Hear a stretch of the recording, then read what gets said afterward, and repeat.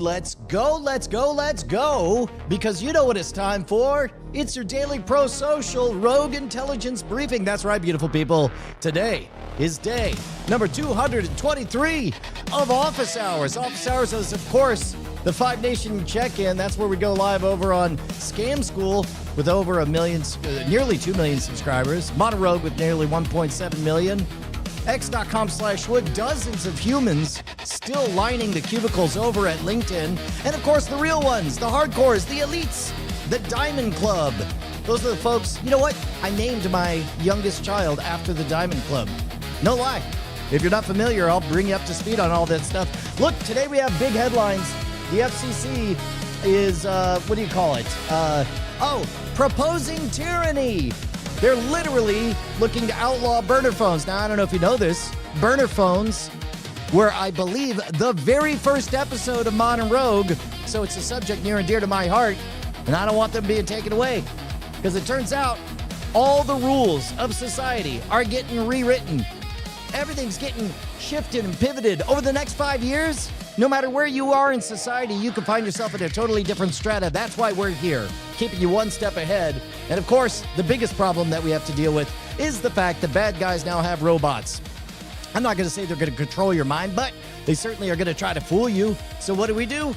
We arm ourselves by making sure that we know all the psychological tricks before they can use them on us. And that's why we go through the back catalog of Scam School. Scam School, the only show dedicated to social engineering at the bar and on the streets. Today, we're going to learn how to trick everyone and make it look like you're a genius savant. To make it look like you're able to manufacture a mathematical construct called a magic square on the fly. But guess what? It's a cheap trick. Just like all the cheap tricks that people are going to use to try to scam you. So we're going to watch that. We're going to learn the secrets. We're going to do some degenerate gambling. Then we're going to find out why perhaps the FCC requiring IDs for everybody buying a phone might not be the best idea on the planet. But first, we're going to jump back in with episode 100 and... Oh, wait for it. There we go. 100 and... What are we up to? 120. Look like a genius savant with an easy, convincing magic square cheat. Here we go. What's better than being a freaking genius? Looking like one, with no effort at all.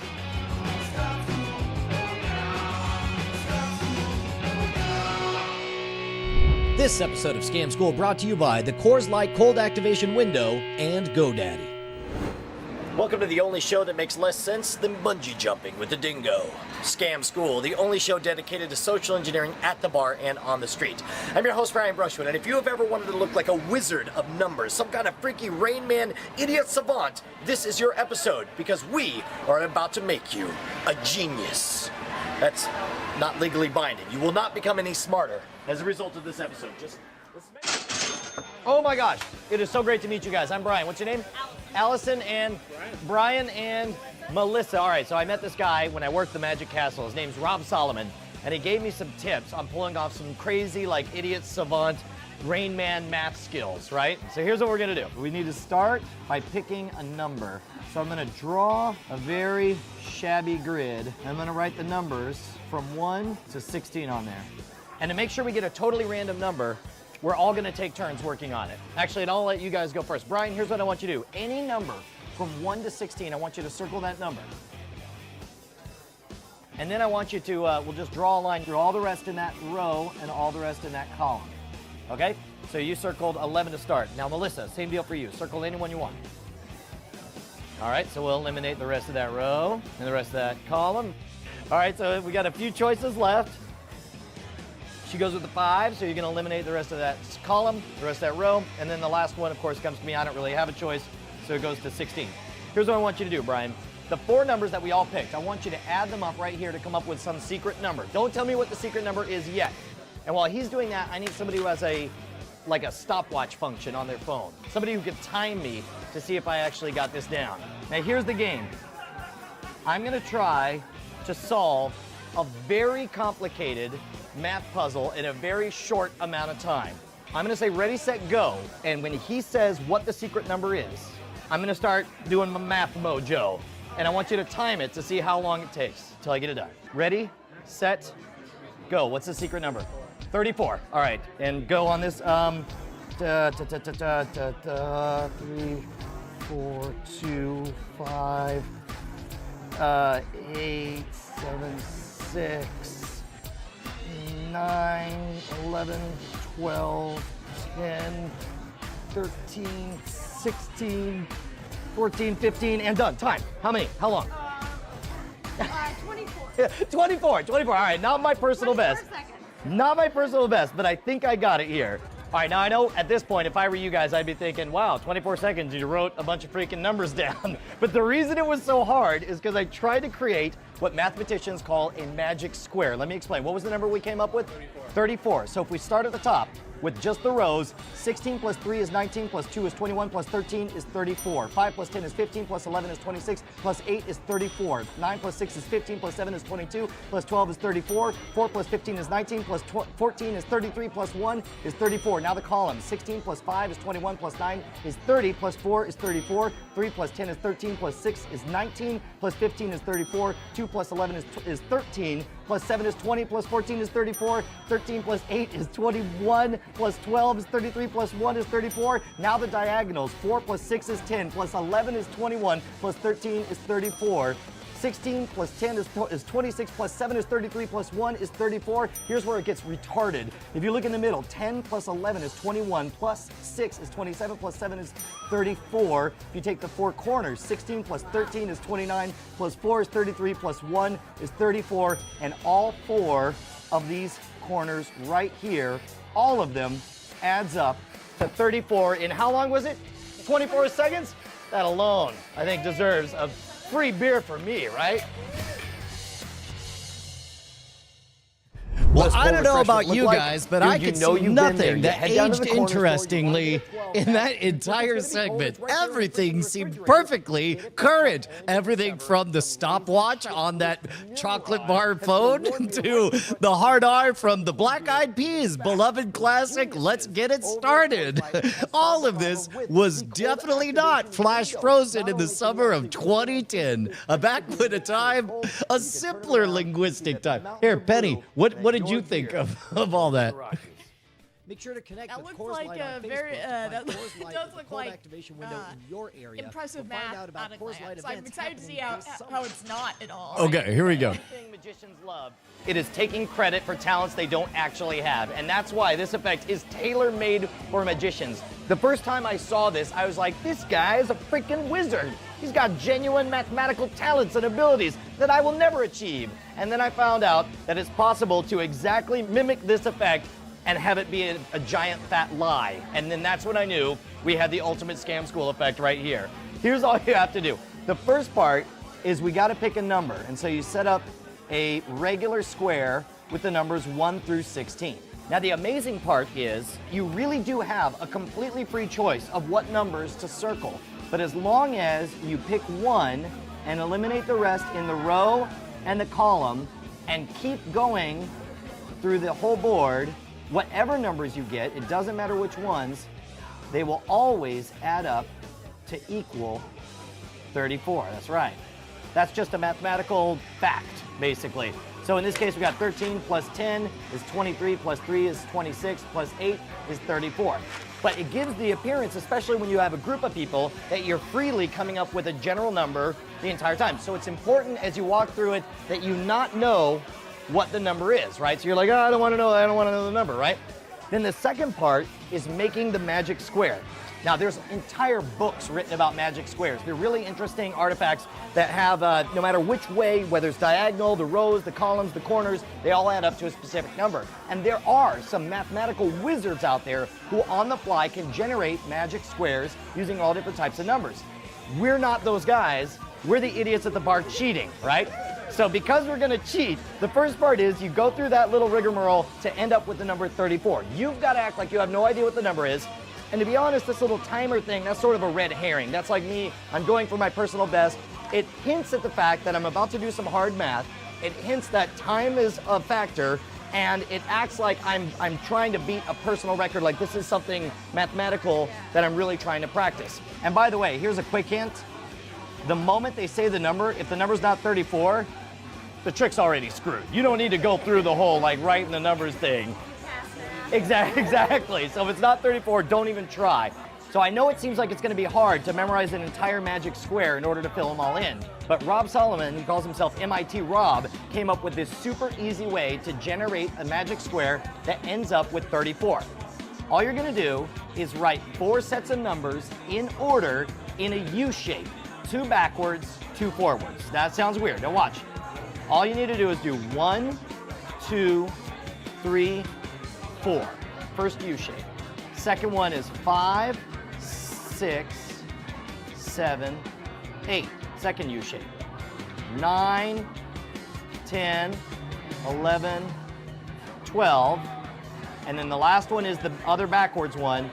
13, 14, 15, 16. So it goes 1, 2, 3, 4, 5, 6, 7, 8, 9, 10, 11, 12, 13, 14, 15, 16. Now, when I actually created the magic square, I did not do them in that order because I thought it would be a little too easy to figure out that I'm just writing out a pattern. So what I did was I would do 1, skip 2 and write 3, and then write 4 and then go back and write 2. 5, skip 6 and write 7, then 8 and go back and write 6. 9, skip 10, and it just made it random enough. Like, did it look to you guys like I was just kind of haphazardly, randomly filling them in? But just remember, it's super easy. You do 1 over, 1, 2, 3, 4 over, 5, 6, 7, 8. I guess it's what? You'd have a mountain, I guess a hill, a valley, a hill, and a valley. 2 going one way, 2 going the other. 1, 2, 3, 4, 5, 6, 7, 8, 9, 10, 11, 12, 13, 14, 15, 16. Make sense? So here's the important thing. Now we'll review you. I will be happy to hold your hand as you go through this. But which one of you guys thinks you have the sauce to demonstrate the trick for us after the break? Because everybody looks immediately reinforcing negative gender stereotypes. It's gonna have to be Brian. Are you ready for it? All right, dude, we got to do it. But first, we got to thank our sponsors. How progressive for 2010, pushing back against gender All right, by now you know the game stereotypes. we're playing is You're our domain spec welcome. contest. We're looking Feels at like the that's most absurd, progressive the most now. outrageous domains What? that It's are pro- Yeah, used I to mean, it feels insult like when your people friends because people they're so love easy to and so now cheap. They're a pretend sponsor like of women can't do GoDaddy.com. math. Just Yeah, do it yeah. just to Well, I mean, celebrate it may friends, seem to that way, but that's just because. Never mind. See what I did there? I TikTok. implied It's just- something terrible. That's ba-da-ba-ba-da-ba, meta. A friend of mine is a huge fan of Kevin Rose, so I registered in love with kevinrose.com and linked it to his Facebook page. That's exactly what we're talking about. I want to see you guys get creative. Send them to me at brian@revision3.com and we'll feature them right here on the show. But the important thing is when you register your domain, make sure to go to GoDaddy.com and use the promo code SCAM10 at checkout. That'll get your domain for $7.99 each, and they'll forward it anywhere you want absolutely free. Get your piece of the internet at GoDaddy.com. All right, it is final exam time for Brian. So you remember, there's 2 parts. The first part is you have to force which number? 34. That's right, and you remember how to do that, right? Yep. The second part is you remember how to write the grid, right? Mm-hmm. And what's the most important thing? Fill out the numbers correctly. Well, okay, that is the most important thing, is actually write down the numbers correctly. Second getting most 34. important thing is you gotta sell it. You gotta act. You gotta act like this is mathematical wizardry. By the way, anybody who's going to school, whether it's college, high school, or junior high, I dare you guys to do this on the blackboard, to full on sell this like you're a mathematical wizard and perform it for the class in front of your math teacher. I will wager you will get an instant A right on the spot. All right, so what are we doing here? So I want each of you to pick a number and circle it on the board. And then cross it off down and across. There you go. I'm gonna screw up your whole game, Mr. Math Magician. There we go. That's right, you didn't see the 14 coming, did you?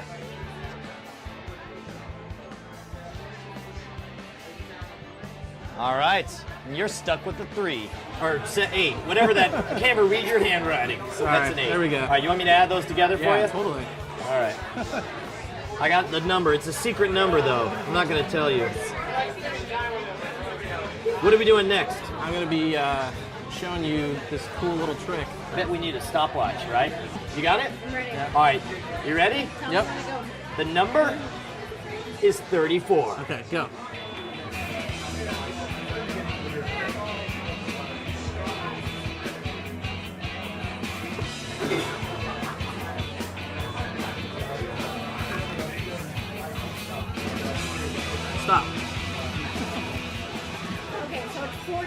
seconds. 14 seconds! That was better than my record!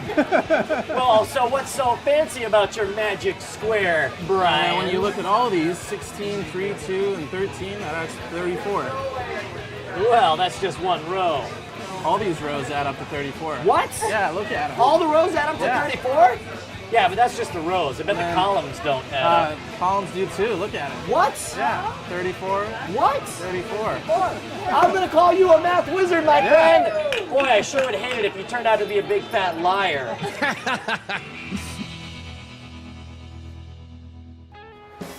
Now remember, you know this thing's totally easy, but you've got to sell it like it's hard. The more you act like this is the most agonizing mental dexterity you've ever had to perform, the better it's going to play for the audience. Second of all, I want to thank MIT Rob for sharing this little gem with us. Head on over to mitrob.com for more of his advanced wizardry. And lastly, I want to hear about your success stories, especially you guys pulling this off at school. So post them at the boards at revision3.com/scamschool, where you can see all of our episodes right back to episode 1. If you want to hit me up with your favorite bar scam, write me directly at brian@revision3.com. And if you're doing the Twitter thing, you can follow the show at twitter.com/scamschool, or find out when I am in your hometown doing spontaneous Scam School meetups by following me at twitter.com/schwood. Next week, we're going to be learning from a sleight of hand expert how to steal a watch using the simplest of props, a trained army of leafcutter ants.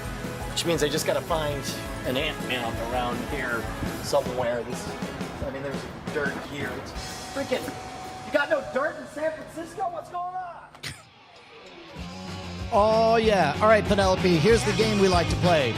We're on the hunt to find out this.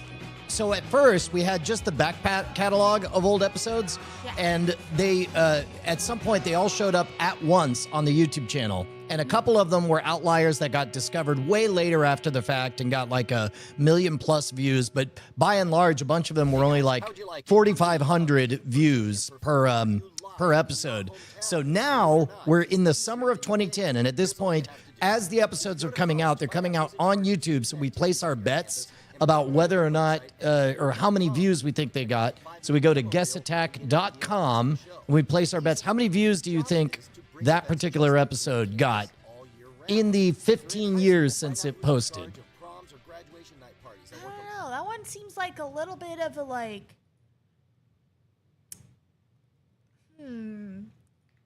Talk it out. Talk it out. The thumbnail, the title thumbnail, the concept does not seem something that's like as like what as some of the other ones. You don't think Math Square Fever gripped the nation that year? Not particularly, no. So I'm gonna go around like 40,000. Okay, hold on. Here, let me get you in focus. There we go. Are you focused? Looks like it. Okay, great. All right, cool. All right, so your guess is 40,000. Well, let's check the others at guessattack.com. That's guessattack.com. Joker Lemon coming in with 555,222. Hawk Warley, ever consistent with 1.2 million on the nosy. BioCow with 240,042. Muslix coming in with 169,420. Flying Car 100 with 120,000. Earth 56 with 756.56. Charles Rubach with 749,999, taking the under on 3/4 of a million. Korometriku taking the under on the under with 690,420. James Cobalt with 412,946. Curtis Hoffman 6956 with 700,000. Joey H666 with 666,999. Wizard PR with 980,345. Argyle Gargoyle with 700,001. Beelzebub with the ever predictable 66666. Bantarat with 369,000. Oh, yeah, it's Adam. 420,420. ATL Job Boy with 76,520. Adam's second little guess was 17. Wago saying an itty bitty 57,231. Sculptoroid with 31,415. And Sign with 1776. I gotta say, out of all those, the one of my personal favorites were 666666 from Beelzebub. The username really makes it. Yep. And the 17. The 1776 or just the No, 17? just 17. Yeah, Adam's little second guess famously takes the under, but the actual number of views that this episode got originally posted all the way back in July 14th, 2010, only 85,000. I was 40,000, so I was in the 10,000. I think I was like the only one in the 10,000s. Yeah, you might have gotten, let's see, you may get a medal here. Hold on. We're about to see. Wago comes in Okay. with so first place, 57,000. Congratulations, Wago. Oh, that's the wrong one. There we go. I get the bronze medal. Oh, wait a minute. Oh no, I have to set another thing for that. Wago with 57,000, Flying Car 100 with 120,000. You would have got, and Sculptoroid with bronze medal 31,000. You would have gotten a silver medal, Penny. Yeah. Unfortunately, well, I mean, I don't know why you would be banned from playing since. I didn't know the answer. Yeah, well, and literally anybody can check. Our enforcement is not great. You know more than anyone else that I'm not checking. That's correct. Yeah. Yeah, that's right. You're the only one I could trust. Yeah. I'm actually the only one who can win medals now. Sorry, guys. Yeah, no, that's true. All right, so let's move on to the main story. Let me get the actual story up here on, first of all, heading on over to officehours.themodernrogue.com. That's where you guys want to be submitting your stories. officehours.themodernrogue.com. Thank you very much to Sign. By the way, Sign is trying to build a little bit of scratch to find a new place to live. Head on over to help.sign.com and it'll take you to his GoFundMe. He put together this awesome thing. And on it, let's see, where is... Yeah, FCC wants to kill burner phones by forcing telecoms to get all the customers' IDs.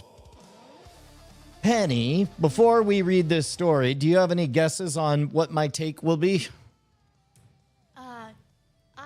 Well, you see, you were speaking about the subject earlier in this very live stream. Yeah. And I believe I might extrapolate from that point to think that you think this is a bad idea. Wait, not great. Not great for a number of different reasons. Let's find out exactly what it is, though. Hold on. Let me switch this over to... We'll put a penny cam on there. There we go. All right. So the full story is available on 404 Media. The Federal Communications Commission wants to make it effectively impossible for people to buy what many people call burner phones, a phone not explicitly linked to your identity at the point of purchase, which would impact privacy-conscious people, from domestic abuse survivors to journalists, many more. There are a lot of legitimate cases where you would want to maintain your privacy and have a non-work associated thing. And undersung, this is how far in the weeds I am. I do a lot of stuff in public, Penny, and so I don't really worry as much about the privacy stuff, but I'm so psychotic that I worry about information being shaped that gets to me. I really worry when people's information diet all becomes algorithmically fueled in one direction. So as a result, I kind of resent, even using ChatGPT or some robot, I resent that it tailors its answers to me. So I love the idea of using a burner account and a burner identity to be generic American, if I could, it would not even be an American. It would be just something else. But basically, the proposed change would drastically shake up how people obtain phone plans in the United States, have all sorts of privacy and cybersecurity knock-on effects. The FCC is proposing that data collection acts as a way to combat scammers, with telecoms being required to collect other information on businesses and foreign customers, like their intended use case of their bulk phone plan purchases and their IP address. The changes would mean the telecoms collect the data on all new and renewing customers, and the FCC provides a long list of other things that the collected data would help authorities with. I'm just going to go out on a limb and say, I'll bet it'd be super helpful. I'll bet it'd be even more helpful if everybody turned over their bank records to the FCC. I bet it would be infinitely helpful to the FCC. I'm willing to cede all of that. And I'm going to bet you'll be able to point to some number of criminals who get caught. Because when you're just ending an institution like privacy, you're probably going to find some gems in there. What I worry about, of course, is the knock-on effects, the trade-offs, the consequences, not the least of which is empowering authoritarian regimes. Quote, for decades, civil libertarians have looked overseas at authoritarian countries where the government requires people to register to get a mobile phone to ensure that they can be tracked. We never thought that could happen here, Jay Stanley, senior policy analyst for the ACLU, the American Civil Liberties Union, said. But make no mistake, with this rulemaking, the government is contemplating taking away people's ability to get a burner phone, which will hurt low-income people, domestic violence victims, and anyone else who cares about their privacy. So that statement is a little bit, well, yes, I think that's a weak argument because then it asks like, well, how bad is the hurt? And that's not where I want the discussion. I want the discussion of explain to me why this is good. And the number of reasons that it's not good is, number one, it's a move that authoritarian regimes make. That's not what we are in America. That's not what we do. Second of all, the real play is it ain't going to work. Yeah, like, can I... Yeah, please. Where what this is doing is it's not making it impossible to have an anonymous phone that's not associated with you, to have a number that's not. It's just guaranteeing that happens in a gray to black market. It's raising the barrier of entry, which means that only the people who are more intense about it, who are on the criminal side, more dangerous, do this. That's correct. You're only getting like the bottom of the barrel to stop doing this, you know? Well, and like the people who are using it casually and for innocent reasons. This tickles the same part of my brain that for my life, in my lifetime, I've watched the rollback of prohibition of a number of illegal drugs that are now gray market, increasingly white market or whatever. Also, along with that, I've seen the most massive decline in murder rates in the history of mankind. I'm not going to say that those two are the only things, but on the streets where you don't have contract laws, where you don't have fluorescent lights, where you don't have free market competition for drug and contract enforcement, then you have to adjudicate your disputes with violence and the threat of violence. And that had a bunch of negative externalities, right? And so similarly, by saying anybody who wants to have an identity separate from their public-facing identity for whatever reasons, and the extreme heart-tugging reasons are people who are trying to escape domestic partnerships in which they were abused, people creating a new identity. Then there's total white market stuff like market research. If I wanted to have, for example, a phone where all I did is experience the world with the customer identity of an ideal customer for a marketing client or something like that. There's a number of uses for that. So you could say, oh, but you could do that just why do you want to hide your information or whatever? Number one, none ya. Number two, that is all friction that doesn't belong on the customer's job or the companies providing the telecom services. That ain't their job. And I don't care how convenient it would be for the FCC.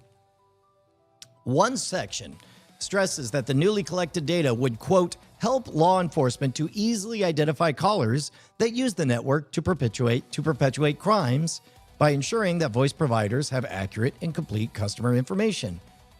Great.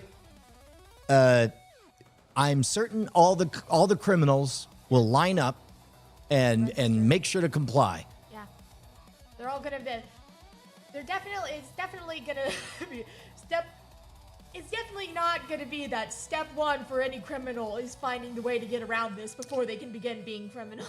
Yeah, or, again, where do you think, if a criminal's spending money to do this, and then they're going to have to spend even more money to do it outside the eyes of the law, where do you think that money is going to come from? It's not going to be savory places. It's going to be unsavory places. It just forces everything into the shadow, and it creates this fake veneer surface where that as somebody who has toured internationally, you get up close and personal with corruption and graft and bribery and greasing wheels, and I've been in cars all over in every hemisphere where folks got pulled over and bribes were handled. I didn't love it.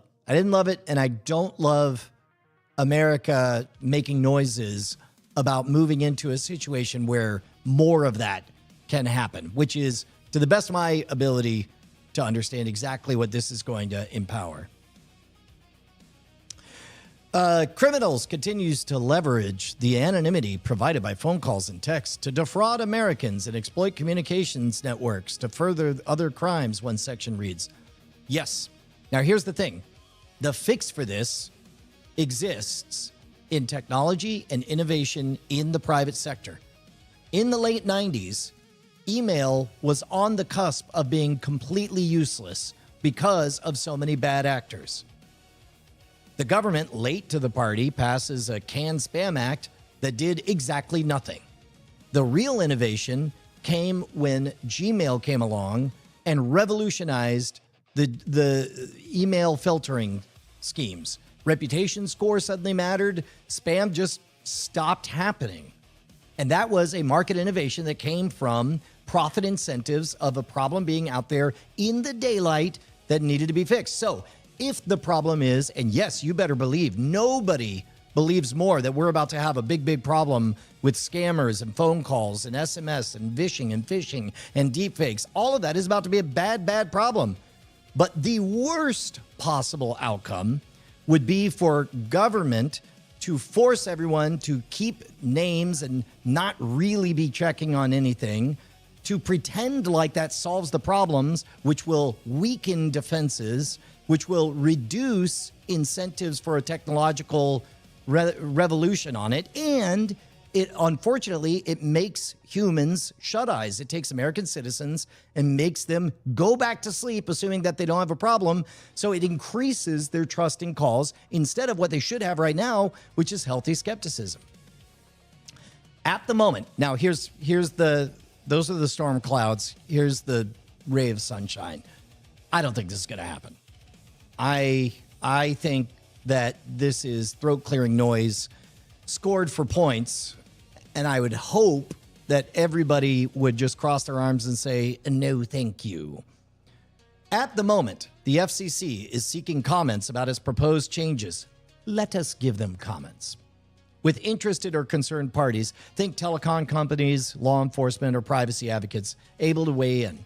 But the intention of the FCC is clear. The agency wants telecoms to be legally obligated to collect much more personally identifying information on new and returning customers, linking them directly to their phone number and usage data. Multiple privacy and technology experts strongly push back against the proposed changes. This proposal will do little to combat scams or robocalls, since most of the people doing that will have no trouble creating fake documentation or identities, says Cooper Quinton, a security researcher and senior public interest technologist with the EFF, the good guys. Given this administration's crackdown on free expression, protest, immigrants, and women's...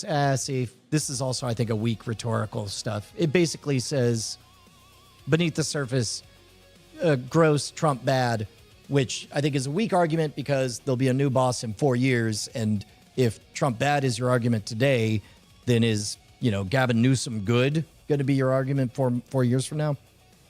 I don't like that.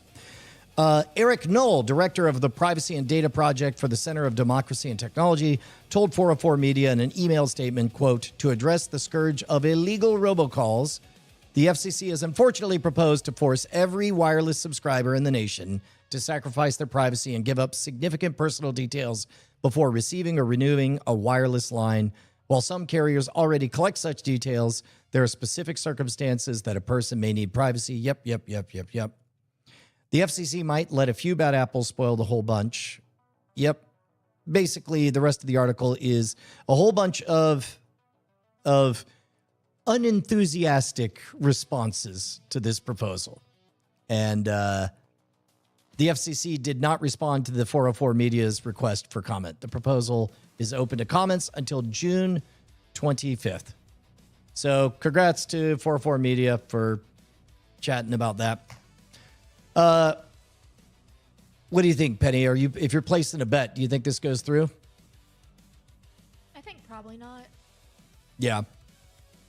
If it does go through, I'm sure that'll be the end of the robocalls. Yeah, for sure. Love and Peace says, let's be 100% honest why this is happening. Let me do that. There we go. The Fasco Republicans want to monitor, arrest, and otherwise surveil the organizers of political events and protests. I think that would. I Sure. think if that data was collected, that would end up being used for that purposes. Yes, but also, man, you're not today, Satan. You're not getting me that this is that the Republicans are the only ones who I'm certain no Democrat has ever wanted to overstep bounds on privacy. Yeah. Nah. See, that's a good rhetorical response to anything. You just go, nah. Yeah. Oh yeah, it's Adam says, new idea. I got free Canadian burner phones. Just send me your Bitcoin wallet and you'll receive one free Canadian burner phone when you buy 3 or more. And from Canada. Love it. 100%.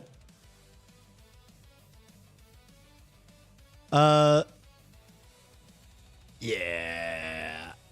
Invol says, I accidentally put my flip phone in the dryer back in the day and it didn't burn. How do you make a burner phone? Yeah, there's too many. This is where we run into like the seen versus the unseen, where it's like you could always point to the one thing that can happen because of it, but it's harder to point to the innovations that happen because of the conditions for it. So, shouts out to, let's do YouTube, the Political Orphanage. So today, oh my gosh, we got to do something about this thumbnail. Okay, let's talk about this thumbnail there. You're smiling so pleasantly. I look like a garden gnome taking a dump.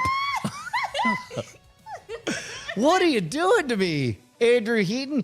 Yeah, look, I'm. Hold on. All right. Call Andrew Heaton.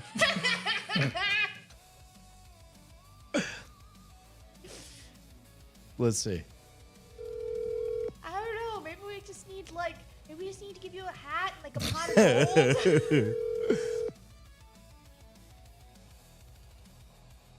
Maybe we need to put Sidewave says, you know he did that on purpose.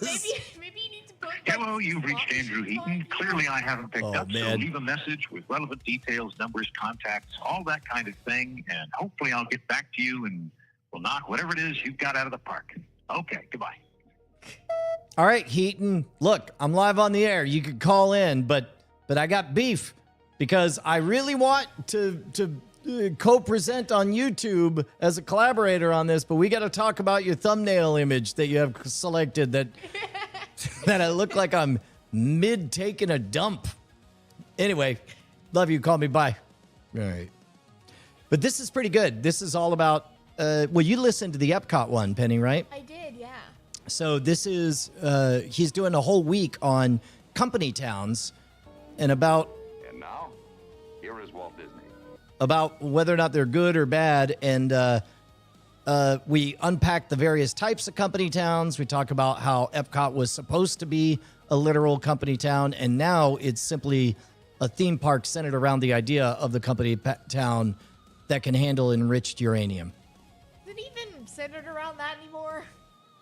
Did they what? Is it even centered around that anymore? No. As a matter of fact, that's one of the things that I had to explain because Heaton is like, yeah, but now what company town things are there about it? I'm like, none. Like it's part World's Fair, part space themed. Well, and they now granted, to be clear, Disney did want the company town, but right at the moment he got all the land, he croaked, and so it's like, okay. Who wants to do the company town? Nobody? Great. Who likes roller coasters? Everybody? Okie dokie, we got it. But it's crazy. Do you I don't know if we talked about this. There are actually 3 tiers. Well, here, take a look at this. First contact with reality anyway. But it is a trip. If you go back and just watch, in fact, let me see if I can find this. You may want to play a snippet of it.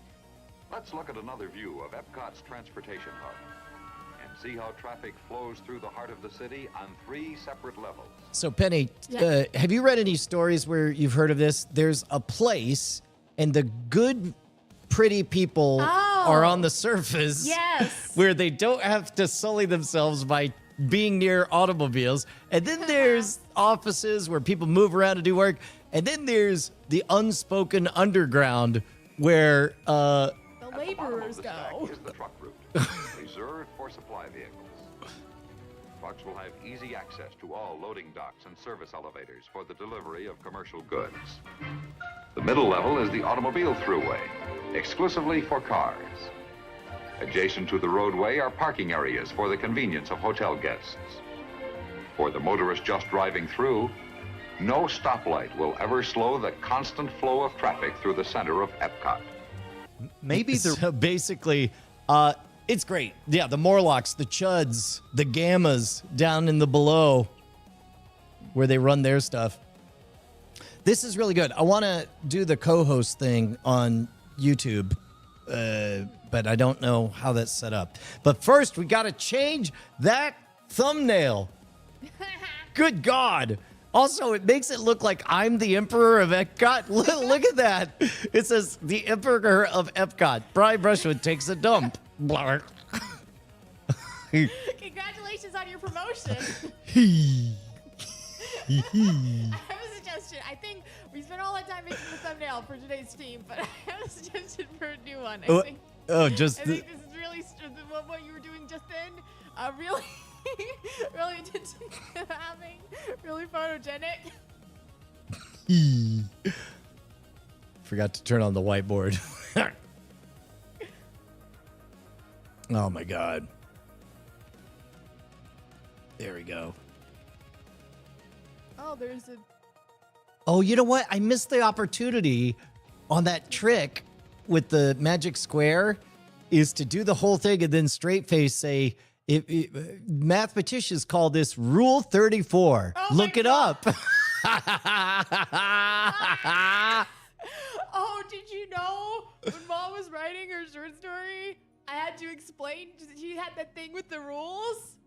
Oh, did she have Rule 34? I had to explain it to her. Oh no. Oh no. Yeah. You're like, no, we don't want that rule. You don't. Yeah. No. That is. That's amazing. Maybe just change the number.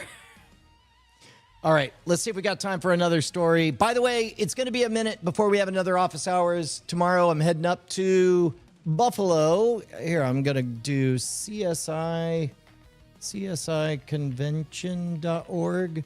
If you are anywhere in CSI Con 2026, if you are anywhere, CSI Conference. There we go. We're doing SciCon 50th anniversary in Buffalo, New York. Coming out, you're going to get to see... Mary Roach is going to be there? Get out. She does great stuff. Who's that? She wrote Stiff, The Curious Lives of Human Cadavers, Gulp, Adventures on the Alimentary Canal. You'll love her stuff. It's really smart and science-y. That she talked in Gulp about how you got a lot of scientists who do a lot of stuff with different bodily fluids, but the one that is the worst bodily fluid to smell is saliva. Like the people in the saliva lab, it's next level. They're like, can't, too gross. Oh. But Bill Nye, the Science Guy, will be there. Is Richard Wiseman going to be there? Heck yeah. There, I should look at the schedule. It starts tomorrow. I should know when I'm doing things. Let's see. Oh, Richard Wiseman at the ballroom. He's so great. Richard Wiseman did, he's another YouTube OG. He did the original Richard Wiseman color change. You almost certainly saw this at some point in school. Did you ever see this one?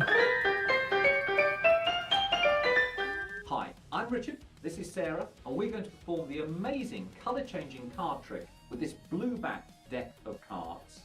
Now the idea is very simple. I'm just going to spread the cards in front of Sarah and ask her to push any card towards the camera.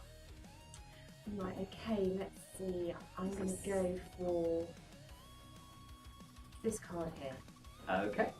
Now Sarah could have selected any card at all from the deck, but she selected the card which is now face down on the table. And what I'm going to ask her to do is show us which card she selected. Right, Yeah, so the is this card one of the that I ones where chose that's was in fact different now? the 3 of diamonds. The 3 of diamonds, okay, an excellent choice. That card goes back into the deck. Now I'm just going to spread the cards face up on the table. Do a little click of the fingers, and you'll see that Sarah's card here has now got a blue back. Not particularly surprising. What's slightly more surprising is all of the other cards have got red backs. And that is the amazing colour-changing card trick. Yeah, I think I have seen this. Yeah. Or Jane. So in this case, the background, the foreground, his shirt, her clothes, like literally everything.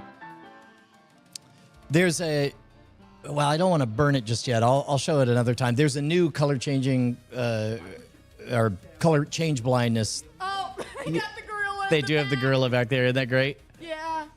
But he wrote The Luck Factor, which I just absolutely adored. It made a profound You talked about impact. that. Yeah, we. So he's the author of it, and he'll be there.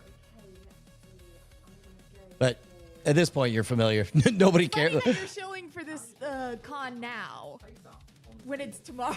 I know. Look, your dad's a busy guy. I guess if you live in the area and have the next few days free. Well, yeah, just come on out. It's worth it. It's going to be great. What else? Ben Radford, Celestia Ward, Mary Roach is tomorrow. Oh, Mary Roach and Richard Wiseman. Oh, that's going to be great. And then when am I on there? There we go. So tomorrow, on Friday, great. Oh, I get to talk about wolf masking for 15 minutes. I have 15 minutes. Topic? What's that? You didn't even know the topic? Do I even have a topic? Or you didn't even know the topic? Well, I didn't know what they called it. They gave me this spot, and I offered to share it with Perry Carpenter because he's lead strategist over at KnowBe4. So he's going to talk about kind of the state and direction of deepfakes, and then I'm going to talk about he's going to explain the problem of it, and I'm going to explain the solution. And then we got Banachek performing the night before, and I think it's World's Greatest Con, right? Yeah. There we go. We're doing World's Greatest Con live on there. That's great. And then we're going to go see, Fast Talkers, hosted by Justin Robert Young. Awesome. The convention map and the harassment policy.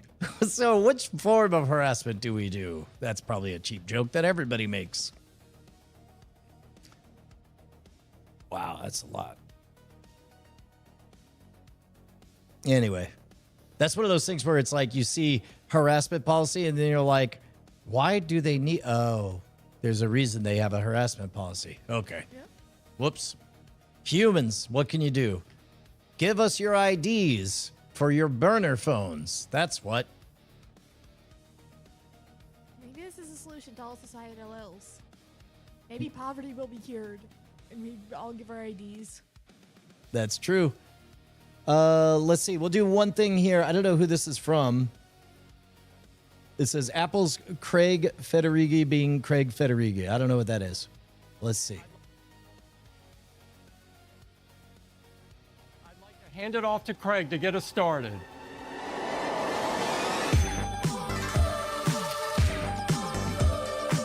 Did you watch any of this WWDC announcement stuff?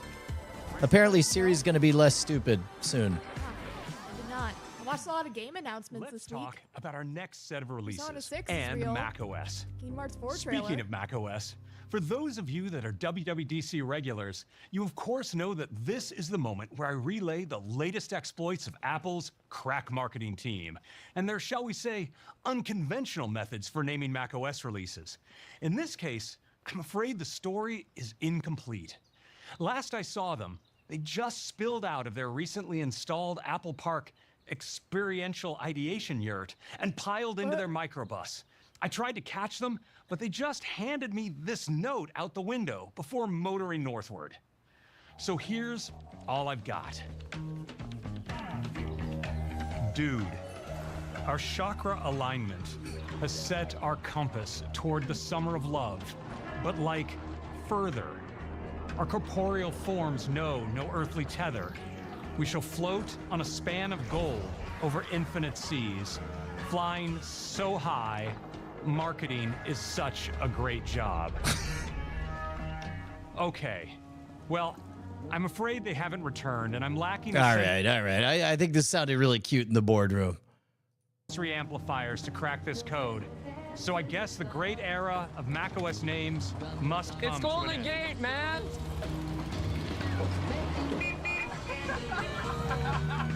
Man, oh, thank goodness. I bet the shareholders loved it. I bet it went over great at the board meeting. It was like a lot funnier to me when for a second, like I thought, like it wasn't a bit about 60s hippies, but rather like a joke about like modern Silicon Valley. Yeah, like who? The 60s was a long time ago, Penny. The 60s bit was tired to me when I was your age. Yeah, I was negative 40. Yeah. Yeah, you were in your pre-concept phase. Yeah. You were only 50% complete. Wait, in the 60s, you were just a sketch. You were a loose idea. You were a hypothetical construct. Yep. I feel like the beta phase was 0 to 18, and now I'm in 1.0. Yeah. No, I feel like I'm in like 1.2 now. Yeah, after I no, you're graduated. like to be honest, I think of you as Penny 3.0. Oh wow. Yeah. You're a kid like all the kids, and then you became a twice gifted, very interesting kid. And now you're a battle-hardened, chiseled young adult who I think is better suited to take on the realities. Like, I don't know, it's Better been suited to send emails. It's all about sending emails. What is? Calling people on the phone and sending emails. Oh, is what life? Yeah. Yeah, it does. It do be like that sometime. Professional life, at least. Yeah, we're on it. That wasn't that long ago to boomers, says Hawk Worley. Yeah. All right, guys. Well, I'm going to wrap it up for the day. We'll see you guys, I guess next Monday. See you next Monday. See you in them. Bye, guys. There we go.